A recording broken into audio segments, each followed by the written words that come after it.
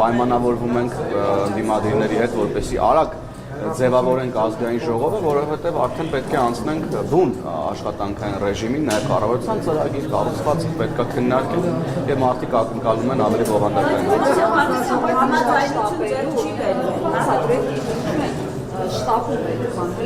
Չենք շտապում, տեսեք, մենք ամսի 2 չէ արձակուրդի, մենք ամեն դեպքում որ արձակուրդի մասին խոսք չկա, ամսի 2-ից սկսել ենք նիստերը, տեսնում եք ինչ ուրեմն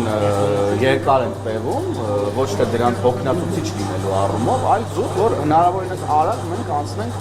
ուրեմն ավելի բովանդակային հարցերի, քան անձերի քննարկման, որովհետև նաև տեսեք, մենք հիմա քննարկում ենք տարբեր բովանդակային հարցեր, որոնք վերաբերելի չեն հանձնաժողովների աշխատանքներին, խոսքը զուտ դրա մասին, որ եթե խոսենք բուն հանձնաժողովների աշխատանքների մասին, ավելի արագ ռեժիմով հանձնաժողովները ձևավորված չեղան, որի տալիս է կառավարության Ես այսպես կմեկնաբանեմ, ազգային ժողովը ձևավորվում է, երբ որ բոլոր մարմիններն են ձևավորվում, այսինքն մենք պետք է այդ ընտրության փուլը անցնենք։ Գործնականում կարա լինի մի իրավիճակ, օրինակ ինչ-որ հանձնաժողովի նախագահ չընտրվի, բայց չընտրվելու համար էլ կա հստակ ընթացակարգ, այսինքն գիտեք, որ 3 անգամ առաջադրելու հնարավորություն կա,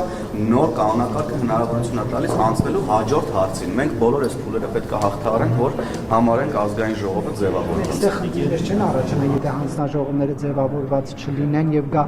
կառավարության կառուցվածքը ներկայացնելու ժամկետը ինչ է։ Տեսեք, հանձնաժողովներն ամեն դեպքում ձևավորվելու են, եթե մենք անգամ չընտրենք որևէ հանձնաժողովի նախագահի, ապա այդ դեպքում նախորդ գումարման օրինակով հանձնաժողովի նախագահի պարտականությունները կատարելու է տեղակալը, այսինքն հանձնաժողովը որպես այդպեսին ձևավորված լինելու է։ Դա երրորդ փորձից հետո, այո, հանձնաժողովի նախագահի տեղակալը գիտեք ընտրվում է հանձնաժողովի նիստի ժամանակ, ոչ թե լիագումարի, արդեն այդ ժամանակ խմբակցությունները կառաջադրեն հանձնաժողովների իրենց անդամների նրանք արդեն նիստ կգումարեն եւ կընտրեն տեղակալին, ով կկատարի նախագահի պարտականությունները, կրկնում եմ, եթե որևէ հանձնաժողովի նախագահ չընտրվի։ Պարոն Հովհաննիսյան, մի հատ նորից այս թեմայի կապված փոքրիկ ճշտում, ամենաուշ ժամկետը, որ պետք է կառավարության ծրագրի ներկայացման համար վերջնաժամկետը, որը չպետք է անցնել, դա ո՞րն է չպետք է։ Ես կվախենամ հիմա հստակ ամսաթիվ նշել, օրենքում 20 օրյա ժամկետ կա եւ դա գալիս է 22 կամ 23 երևի թե սա էլ շաբաթ է ընկնում, դուք գիտեք որ նաեւ նիստը մեր մեկնարկեց Կիրակի օրը, դրա համար հիմա ես կվախենամ հստակ մեկնաբանեմ, հնարավոր է նաեւ այո շաբաթ օրը նիստը գումարել, որտեղ Կիրակի արդեն գումարել ենք նիստ նախադեպ կա։ Կիրակի է կարող։ Հնարավոր է, իհարկե։ Պարոն Հովհաննիսյան, ուզում եմ հապկից հարցնել, որովհետև այդ կառույցից գլխավոր քարտուղարը եւ տարբեր պաշտոնյաներ, անդամ երկրից եւ այլն այս վերջին օրերին պարբերաբար հայտարարություններ են հնչում, որ նոյեմբերի նիստում այդ անդամավճարների հետ կապված, որ Հայաստանը չի մուծել որոշում կկայացվի, ըստեյության չեն ակնարկում, ուղղ են ասում ձայնի իրավունքից ելնելու այդ ընթացակարգով կգնան, հետո ակնարկներ կան նաեւ Հայաստանին հեռացնելու կառույցից այդ մասով, այստեղ ընթացակարգ կա այդպիսի, որ կարող են մի անդամ երկրի որոշել եւ հեռացնել։ Նախ ուզում եմ այս հայտարարություններին անդրադառնալ, պարոն Հովհաննիսյան, ինչպես է գնահատում այս հայտարարությունները, որ Հայաստանի դիրքորոշման պայմաններում այս իրավիճակներին կարող է հանգեցնել գործընթացը։ Ես իրականում ՀԱՊԿ-ի գործընկերներից կուզեի լսել դիրքորոշում Հայաստանի ուրեմն որոշման վերաբերյալ, թե ինչից ծնվեց մեր որոշումը, որովհետեւ մենք որևէ դիրքորոշում ՀԱՊԿ-ի ըստ էության մեզ գոհացնող չենք ստացել, դրա համար էլ գործնականում սառեցրել ենք մեր անդամակցությունը ՀԱՊԿ-ին, թե ինչ մեկնաբանություններ են հնչում կամ ակնարկներ են հնչում, դրանց չեմ մեկնաբանելու, մեր դիրքորոշումն է հետեւյալն է, որ մենք սառեցրել ենք մեր անդամակցությունը ՀԱՊԿ-ին պայմանավորված այն հանգամանքով, որ ՀԱՊԿ-ը չի կատարել իր պարտավորությունները Հայաստանի Հանրապետության նկատմամբ ունեցած, Հայաստանի Հանրապետության սուվերեն տարածքների վրա հարձակումը տեղի ունեցել եւ ՀԱՊԿ-ը գործնականում չի ճանաչել Հայաստանի Հանրապետության այն սահմանները, որոնցով Հայաստանի Հանրապետությունը անդամակցել է ՀԱՊԿ-ին։ Այս թնջուկը դեռևս ցավոք սրտի լուծված չէ։ Ներողություն, իսկ թե ինչ կլինի հետո, նիստերի ընթացքում ինչ որոշումներ կկայացվեն, ինչ քննարկումներ կլինեն առաջիկայում, ապա մենք որպես պետություն կարձագանքենք այդ քննարկումներին եւ որոշումներին ըստ այդ։ Պարոն Հովհաննիսյան, իսկ իրենց այդ հայտարարությունների մասով, որ հնարավոր է Հայաստանի ձայնի իրավունքից զրկել, հնարավոր է հետո նաև հասնել Հայաստանին հեռացնելու, այս հնարավոր որոշումների հետ կապված Հայաստանի դիրքորոշումը ինչպիսին է։ Հայաստանի իր դիրքորոշումը կարտահայտի այն ժամանակ, երբ որ նման որոշումներ կամ քննարկումներ լինեն, այս պահին նման որոշումներ կամ քննարկումներ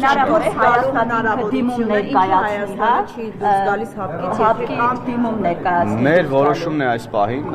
սառեցնել մեր անդամակցությունը ՀԱՊԿ-ին, հույս հայտնելով, որ առաջացած խնդիրները դեռևս որոշակի տոկոսով հնարավորություն ունեն լուծվելու։ Եթե ոչ, ապա մենք կգործենք ըստ Հայաստանի Հանրապետության պետական Հայաստանը դեռ ակնկալիքներ ունի ՀԱՊԿ-ից, որ կարող է Հայաստանը մշտապես իր բոլոր գործընկերներից ակնկալիքներ ունի, որ նրանք իրականությունը կգնահատեն այնպես, ինչպես որ Եթե գնահատեցին հետ կվերադառնա Հայաստանը ՀԱՊԿ։ Եթե ապա հարցերին թույլ տվեք չպատասխանել այս կոնտեքստում,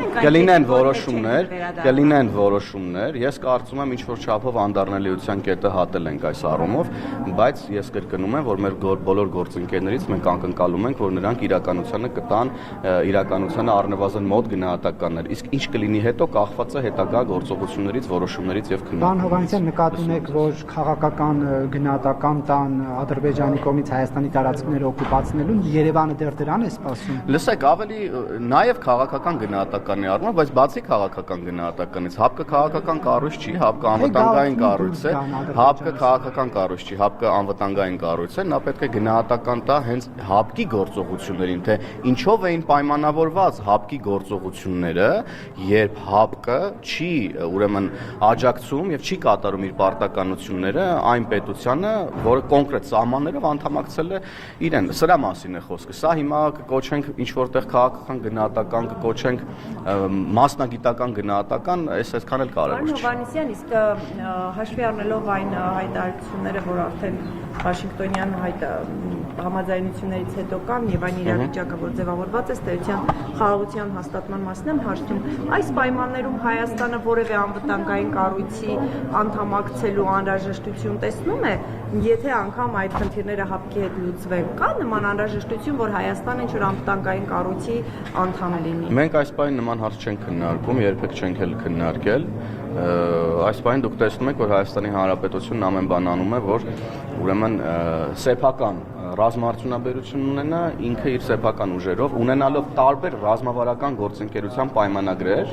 տարբեր երկրների հետ ապահովի իր ուրեմն անվտանգությունը եւ ուրեմն զարգացնի իր ռազմական ունակությունները, պաշտպանական ունակությունները։ Մենք պատկերացնում ենք Հայաստանը բազմավեկտոր հարաբերություններ ունենալիս, թե տնտեսական առումով, թե քաղաքական, թե ռազմական։ Այսինքն կրկին ոչ թե կախված լինել մեկ կետից, այլ ունենալ տարբեր կախվածություններ, այդպիսով ապահովագրելով Դա նշանակում է, որ եթե անգամ ՀԱՊԿ-ից Հայաստանին հեռացնեն կամ Հայաստանը դուրս գա, Հայաստանը չի փորձի անվտանգային որևէ այլ կառույց գտնել անդամակցության հեռանկարը։ Ես կրկին չեմ ուզում, եթե ապա տրամաբանությամբ հարցին անդրադառնանք։ Այս պահին դե ֆակտո մենք ՀԱՊԿ-ի անդամակցությունը սառեցրել ենք։ Դե ֆակտո մենք որևէ հարաբերություն, հողի վրա գործնականում ՀԱՊԿ-ի հետ չունենք, այսինքն ՀԱՊԿ-ը չի մեր անվտանգության երաշխավորը, որևէ բան լինելու դեպքում ՀԱՊԿ-ը չի որ պետքա գա, արդեն փորձը ցույց տվել ապահովի մեր անվտանգությունը, դրա համար արդեն իսկ մենք ձեր ասած կոնտեքստի մեջ ենք, երբ որ մենք դե ֆակտո անդամ չենք մի կառույցի, գործնականում որևէ հարաբերություն չունենք, բայց ապահովում ենք մեր անվտանգությունը, զարգացնում ենք մեր պաշտպանական ունակությունները։ Մենք այսպես ենք այս պահին պատկերացնում իրավիճակը, թե ինչ կլինի ապագայում, կթողնենք դա ապագային, որովհետև եթե 3 տարի առաջ մի հարցադրում հնչեր տարբեր միություններին անդամակցելու մեր ցանկությունների կամ հնարավորությունների վերաբերյալ, պատասխանը հաստատ 180 աստիճանով տարբեր էր։ Պարոն Հովհաննիսյան, քանի որ առաջիկայում ազգային ժողովում ձևավորվելու է էթիկայի հանձնաժողով, դուք հավակնում եք նախագահելային թե ոչ։ Ոչ, ես չեմ հավակնում, որովհետև ես այս խորհրդարանում գումարման ցանկանում եմ եւ պատրաստվում եմ պատգամավորական գործունեություն իրականացնել կրթության, գիտության, մշակույթի, սպորտի հանձնաժողովում եւ իմ ուժերս ներածին չափով ուրեմն ծառայեցնել այդ հանձնաժողովի աշխատանքին եւ քաղաքական գործունեությանը, բնականաբար ցանկություն չունեմ էթիկայի հանձնաժողովում լինելու։ Ես կարծում եմ ճիշտ կլինի, որ մեկնաբանեն ունեն խմբակցության ղեկավարը կամ քարտուղարը, բնականաբար քննարկումներ կան, բնականաբար թեկնածուներ էլ կան։ Եվ կներեք, ես շարունակել եմ թեման, մեկ հարցը եւ Պարոն Հովհաննիսյան, եւ քանի որ ձեզ խմբակցությունը որևէ բանում չընտրեց, առաջադրվել եք խմբակցության քարտուղարի համար, ներողություն ղեկավարի համար, ինչ է կարծում դա նախորդ գումարման խորհրդարանում ձեր աչքին ընկած պահվածքի հետևանքն էր, թե ոչ։ Ինչ նկատի ունեք աչքի ընկած պահվածքը, դրական թե բացասական իմաստով։ Հայտարարությունները, որոնք քննադատվեց քաղաքացիական կողմից, մարդու իրավունքների պաշտպանության զբաղվողների կողմից։ Ճիշտ ասած, դրանք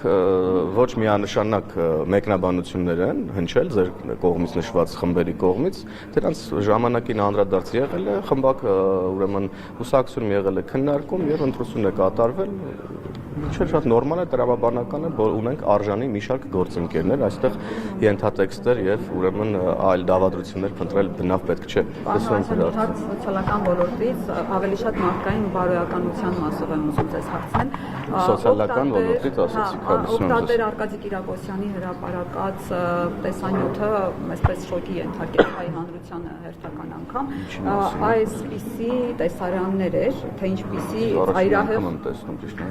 ծայրահեղ աղքատ վիճակում ապրող մարդկանց այսպիսի տեսակրություններ կան։ Սա կոնկրետ այս դեպքը Արմավիրի մարզում էր, երբ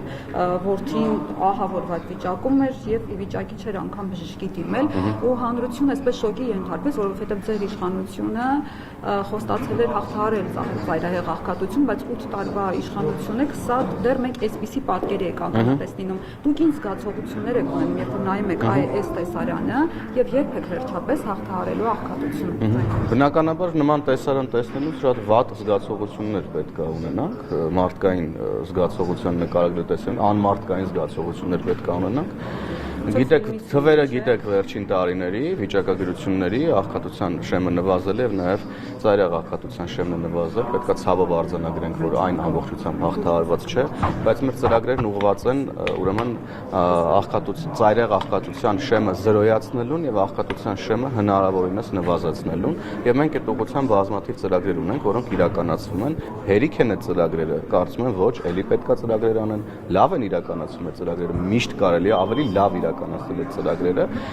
լինելու են որևէ երկրում աղքատ մարդիկ, ցավոք միշտ լինելու են աղքատ մարդիկ, բայց մենք պետք է այնպես անենք, որ ծայրահեղ աղքատության շեմ Հայաստանի Հանրապետություն չլինի, Հայաստանի Հանրապետությունում չլինեն քաղաքացիներ, որոնք ունեն օրվա հացի խնդիր, բժշկական ծառայություններից օգտվելու խնդիր, կրթությունից օգտվելու խնդիր, արդարադատությունից օգտվելու խնդիր։ Սա մենք պետք է անենք մեր աշխատանքով, մենք սա արել ենք նախորդող 8 տարիներին, անելու ենք առաջիկայում։ Դուք պատրաստ եք ձեր պարգևավճարներից հրաժարվել այս տիպի մարդկանց ոտքի հանելու համար։ Ես աշխատավարձով եմ ապրում, պարգևավճար հասկացողություն չկա, կա աշխատավարձի հավելավճար, որը աշխատավարձի բարձրացում է, ես խնդրում եմ տերմինները ճիշտ մեկնաբանենք եւ մեր քաղաքացիների մոտ այլ ընկալումներ չձևավորենք։ Ես մարդ եմ, ես ազգային ժողովի падգամավոր եմ, ով ստանում է աշխատավարձ, ապրում է բացառապես իր աշխատավարձով, կարող եք իմ հայտարարագիրն ուսումնասիրել, ինչպես իմ գործընկերների 99%-ը ես կարծում եմ։ Հետևաբար այդ հարցը կարծում տեղին չի եւ այդ հարցը կարծում տեղին չի, մարդիկ ստանում են աշխատավարձ եւ մենք ամեն բան անում ենք, որ պետության համար աշխատող մարդիկ պատշաճ աշխատավարձ ստանան, պատշաճ կերպով ներկայացնեն իրենց պետությունը ուրեմն միջազգային հարթակներում, որպեսզի ձեր նշած խնդիրները երկրի ներսում կարողանանք ավելի լավ լուծել։ Սա է ձեր հարցի պատասխանը։ Միշտ լինելու են չլուծված խնդիրներ, միշտ պետական պաշտոնյաները ստանալու են աշխատավարձ։ Վերջ, լսում եմ ձեզ։ Լսում եմ, իհարկե։ Լարվածության այն մթնոլորտը, որը իհարկե եկավ ուժը Հայաստան խմբակցության անդամ պարոն Էդգար Ղազարյանի հայտարարությունից հետո, թոթափված համարում եք, նկատի ունենաք, որ նա ներողություն չխնդրեց եւ կարծեք թե չի պատրաստ։ Չէ, թոթափված չեմ համարում հենց ձեր նշած պատճառաբանությամբ, որովհետեւ ասել վիրավորական արտահայտություն եւ հետո ներողություն չխնդրել, առհասարակ ուժեղ Հայաստանի մոտ արդեն ներողություն խնդրելու մի ամբողջ շտեմարան է հավաքվում եւ ես կարծում եմ ինչ-որ մի պահի պետք է ուժեղ Հայաստանը կանգնի եւ ներողություն խնդրի քաղաքականությամբ զբաղվելու համար առհասարակ, որովհետեւ ոնց հասկանում ենք ամեն երկրորդ քայլի համար ուժեղ Հայաստանը պետք է ներողություն խնդրի, դե էլի լիքը բաներ կա ինչի համար պետք է ներողություն խնդրի։ Մենք ասել ենք, մենք ներողություն, մի րոպե բոլոր Չկա նման բան, դատարանի վճիռը կատարված է, ես խնդրում եմ ճիշտ մեջ բերեք։ Կատարված է։ Այո, իհարկե, անպայման։ Կատարված է, ես խնդրում եմ ձեզ ճշտեք, նոր ուրեմն հարցադրումներ արեք։ Եվ Էդգար Ղազարյանի մասով չեմ ուզում շատ ծավալվել, ես կարծում եմ գործընկերներս իրենց ելույթներում ուրեմն ասել են, որ տվյալ մարդը սրիկա է, եւ մենք շարունակում ենք այդ կարծիքին մնալ այնքան ժամանակ, քանի դեռ ներողություն չի խնդրել վիրավորանք հասցնելու համար, այսքան այդ մասով մենք ամեն բան անում ենք, որ լարվածություն չլինի դահլիճում, որովհետեւ սա մեր դահլիճը չի։ Սա Հայաստանի Հանրապետության ժողովրդի դահլիճն է, մարդիկ հետևում են եւ մենք ավելորդ լարվածություն եւ վատ էմոցիաներ չենք ուզում այստեղից հաղորդել։ Պետք է մեր պետության շահերից բխող, մեր քաղաքացիների շահերից բխող քննարկումներ լինեն ազգային ժողովում։ Պարոն Հովհաննիսյան, 96 հոդվածը սահմանադրության ասում է, որ պատգամավորը չի կարող հետապնդվել իր գործունեության ժամկետում եւ դրանից հետո արտահայտած կարծիքի համար։ Հիմա դուք ինչ եք հետապնդում սրիկայաբար բառի համար, երբ որ այդ նույն խորհրդարանի ամբիոնից մենք ավելի ահասարսուր վիրավորական կոշտ բառամթերք ենք լսել, մատել թափ կտամ ուրիշ բան էլ, վնգստալ, չգիտեմ, ինչ ասես լսել ենք մենք այս ընթացքում ամենաբարձր պաշտոնյայի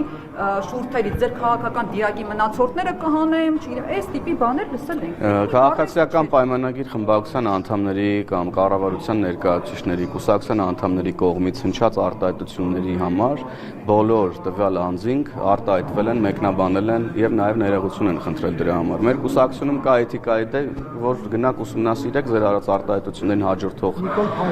ներողություն, ես խոսում եմ հաջորդող մեկնաբանությունները կտեսնեք։ Կա էթիկայի հանձնաժողով մեր էթիկայի կանոնագիր մեր կուսակցությունում եւ մենք դրանով ենք առաջնորդվում։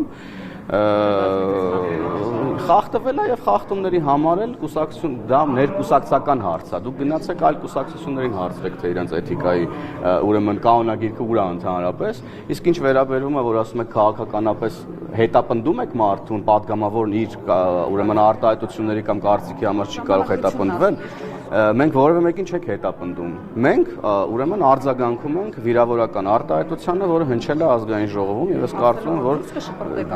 կարծում եմ, որ դեռ մի բան էլ շատ մեղմ ենք ուրեմն արձագանքում, բայց այս հարցը ներողություն, ես նույն հարցի վրա շատ մնալ չեմ ուզում, այլ հարցեր կան։ Խնդրեմ։ Որտեղ կարող եմ ծանոթանալ պարոն Հովհաննիսյան ձեր ներողությանը, երբ որ ասում եք ականջներդ կկտրեն, դա որտեղ է։ Շատ լավ, դատական ակտ կա, հրապարակվել է առաջինայում լրատվական կայքում։ Առաջինայում լրատվական կայքում գնացեք, փորփրեք եւ գտեք, ուրեմն որտեղ ներողության տեքստն է հրապարակված, ինչպես որ պահանջում է դատարանը։ Եվ հենց սրա մասին էի խոսում, երբ որ մենք ինչ-որ մի բան անում ենք,